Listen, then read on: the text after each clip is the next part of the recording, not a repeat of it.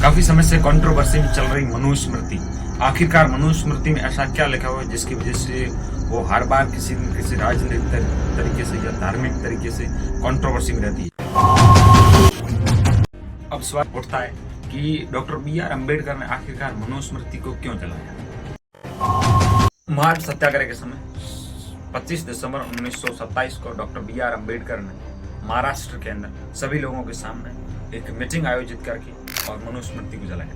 तो सवाल उठता है कि डॉक्टर बी.आर. अम्बेडकर ने मनुस्मृति क्यों जलाई। वो विद्वान व्यक्ति, जो किताबों से प्यार करने वाला व्यक्ति, आखिरकार मनुस्मृति कैसे जला सकते। बी.आर. अम्बेडकर का जिन्होंने बुक पढ़ी, जो उनको लगा ही नहीं, रियलिटी में यही बात थी कि समाज के अंदर उस समय जो भारतीय समाज था उसके अंदर अनटचेबिलिटी, ये भेदभाव है, वर्ण व्यवस्था है, वो व्यवस्था वैसी चल रही थी जैसी मनुस्मृति में उल्लेख किया गया। मनुस्मृति को प्रायोरिटी दी गई थी और उस समय भारतीय समाज की एक संवैधानिक बुक थी, कॉन्स्टिट्यूशनल बुक बन गई थी मनुस्मृति।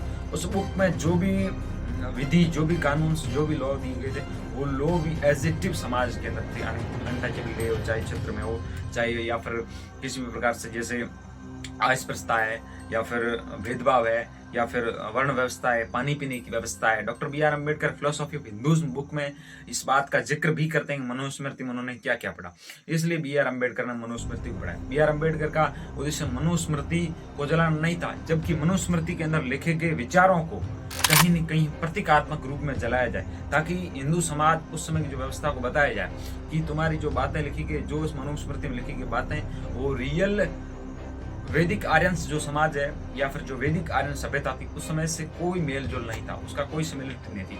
हम सिंधु घाटी सभ्यता की स्ट्रीम पढ़ते हैं कि जो इंडस वैली सिविलाइजेशन है उसमें और मनुस्मृति में काफी डिफरेंस है। उसमें मात्र सत्तात्मक सत्ता थी, यानी महिलाओं के नाम से शासन किया जाता था। हम एक एरा पढ़ते हैं हिस्ट्री के अंदर, सातवां एरा, उस समय भी सातवां एरा के अंदर मात्र सत्तात्मक सत्ताएं थी। और वैदिक आर्यंस के समय महिलाओं को प्रायोरिटी दी गई थी। महिलाएं उस समय विद्वान होती थी और गार्गी और याज्ञवल्क्य का हम राजा जनक के दरबार में उल्लेख भी पढ़ते हैं उपनिषदों में। उपनिषदों में लिखे गए ज्ञान और वैदिक आर्यंस में लिखे गए ज्ञान, इन सब में जो भी ज्ञान है वो वर्तमान में लिखी जो हिंदू समाज है, जो इंडियन कल्चर जो समाज चल रहा है हिंदू समाज, इससे काफी उनका डिफरेंट है।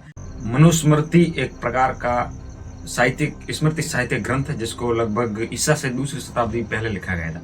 इस ग्रंथ में विधि निर्माण से संबंधित, जैसे दान करने के संबंधित नियम या फिर पाप करने के संबंधित जो भी सजा है, विधि निर्माण, एक प्रकार से कानूनी तरीके की जो बुक बनाई जाती, कानून को लागू करने के लिए, जैसे कॉन्स्टिट्यूशन। मनुस्मृति में जितने भी विधि बनाई गई, जितने भी लॉस बनाए गए, वो सब लॉ कहीं न कहीं वर्ण व्यवस्था पर आधारित है, जिसमें से ब्राह्मण, क्षत्रिय, वैश्य और शूद्र चारों ब्राह्मणों के हिसाब से उनमें दान या निर्णय, न्याय, पाप, पुण्य, सारी व्यवस्थाएं वर्णों के आधार की गई। इसमें वर्ण व्यवस्था को प्रायोरिटी दी गई, प्राथमिकता वर्ण व्यवस्था दी गई। इसमें से सबसे सर्वश्रेष्ठ जिसे बोलते हैं, जो सुपीरियर है, वो ब्राह्मण है, उसके बाद में क्षत्रिय, उसके बाद में वैश्य और अंतिम में शूद्र। और अपन हिस्ट्री के अंदर पढ़ते हैं कि ये तीनों अलग अलग, ये चारों के चारों वर्ण थे जो अलग अलग काम करते थे। ब्राह्मणों का कार्य ये था कि वेदों को पढ़ना, पढ़ाना, जितने भी राजकुमार होंगे, जितने भी वैश्य होंगे, उनको शिक्षा देना, ये काम ब्राह्मणों का था। ब्राह्मण सर्वश्रेष्ठ थे।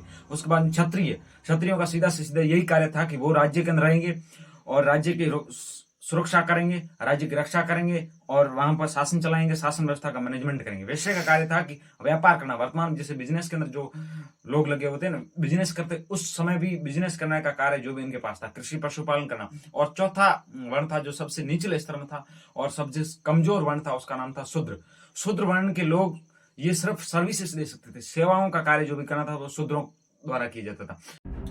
अब मैं आपको बताऊंगा कि शूद्रों के बारे में क्या लिखा गया है। इसमें कुछ मैं बातें बताऊंगा, ज्यादा तो नहीं, संक्षिप्त वर्णन आपको मैं बताऊंगा। सबसे पहले ये कि शूद्र के बारे में लिखा है, मैंने पढ़ा है कि नीचे वर्ण का व्यक्ति यदि इन जो तीन वर्ण है, इन तीन वर्णों के अंदर रह करके अपना कोई जीवन गुजारा करता है या जीवन यापन करता है, तो उसे राजा अपने राज्य से बाहर भेज देगा। अब एक 10वां चैप्टर है जिसका 125वां श्लोक है कि शूद्र को भोजन के लिए जूठा अन्न, पहनने का पुराने वस्त्र और बिछाने के लिए धान का पुलाव और फटे पुराने वस्त्र देने चाहिए। यानी उसे नई किसी प्रकार की वस्तु का प्रयोग नहीं करना, जितनी भी इन तीनों वर्णों के द्वारा यूज की गई है उन्हें यूज करना है। शूद्र कभी भी वेद नहीं पढ़ेगा, वेद का अध्ययन नहीं करेगा।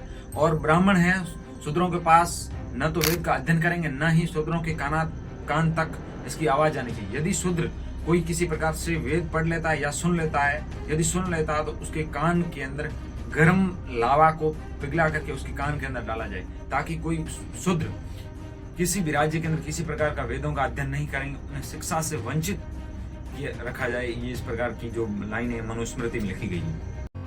चौथे चैप्टर का है, जिसमें कि जिस देश का राजा शूद्र अर्थात पिछड़े वर्ग का हो, उस देश में ब्राह्मण निवास न करें, क्योंकि शूद्र को राजा बनने का अधिकार नहीं है। शूद्र कभी राजा नहीं बन सकते। शूद्र जिस स्थिति में वो उसी स्थिति में रहेंगे, और वहां पर यदि ब्राह्मण रह रहे हैं तो ब्राह्मण उनमें सर्वोच्च होंगे और ब्राह्मण वह राज्य कर सकते हैं। शूद्र चाहे उनकी मेजोरिटी हो, फिर भी शूद्र किसी प्रकार से कोई वहां का जो शासन है वो और नहीं कर सकता। ब्राह्मण के पास शूद्र नहीं बैठ सकता। यदि बैठता है तो राजा को अधिकार है कि वो शूद्र को उस राज्य से निष्कासित कर दें, नहीं तो फिर एक में लिखा गया उसके पीठ को तपाए गए लोहे से दगवा दें। शूद्रों को ही नहीं, स्त्री के क्षेत्राधिकार भी सीमित रखे गए।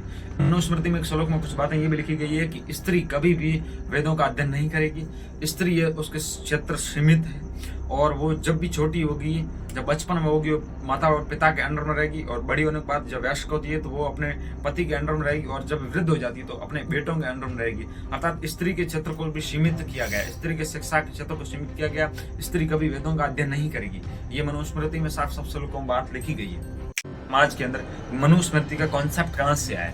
ये अनटचेबिलिटी, भेदभाव, वर्ण व्यवस्था, ये कहाँ से है? उत्तरोत्तर जिस समय हम सिंधु घाटी सभ्यता में पढ़ते हैं, उसमें वर्ण व्यवस्था कहीं न कहीं कर्म आधार थी, न कि जन्म आधार था। आज के समय में यदि ब्राह्मण का पुत्र पागल या मूर्ख जन्मता है, फिर भी वो ब्राह्मण द्विज है, अर्थात वो सर्वश्रेष्ठ है, सुपीरियर है। और शूद्र के घर जन्मने वाला बेटा कितना योग्य विद्वान हो, लेकिन उसे कभी सुपीरियर नहीं माना जाता है। ये आखिरकार वर्ण व्यवस्था आई कहाँ से? ये सवाल उठता है।